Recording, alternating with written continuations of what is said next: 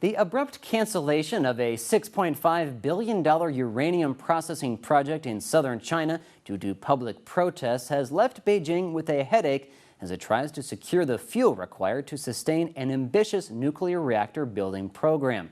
China has been buying stakes in uranium mines in Asia and Africa, but without the capacity to enrich and process the ore, it will still be dependent on foreign firms to turn it into usable fuel.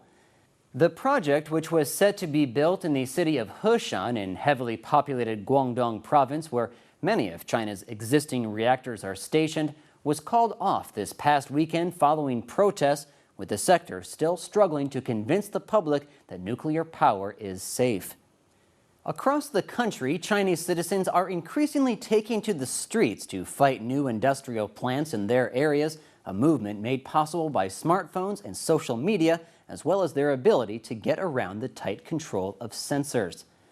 China currently has 15 reactors with total installed capacity of 12.5 gigawatts, but another 30 plants are under construction and due to go into operation over the next 3 years, adding another 29 gigawatts to the total.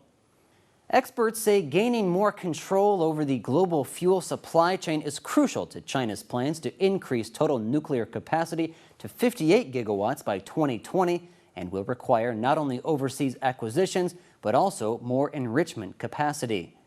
The plant in Guangdong was expected to cost 40 billion yuan or $6.5 billion and would have provided what was billed as a one-stop shop for uranium enrichment and the fabrication of fuel rods for Chinese reactors. It was expected to begin manufacturing nuclear fuel by 2020, with annual capacity eventually set to reach 1,000 tons. The China Youth Daily newspaper said it would have provided half of the country's total nuclear fuel by the time it was completed.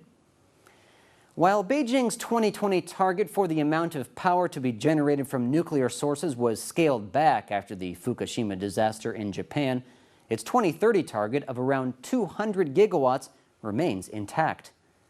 Analysts expect annual primary uranium demand to rise tenfold over the period to around 40,000 tons. To meet that demand, China's state-run companies have been exploring domestic uranium deposits, but those in the industry say a surge in imports is inevitable and is expected to put great pressure on global supplies.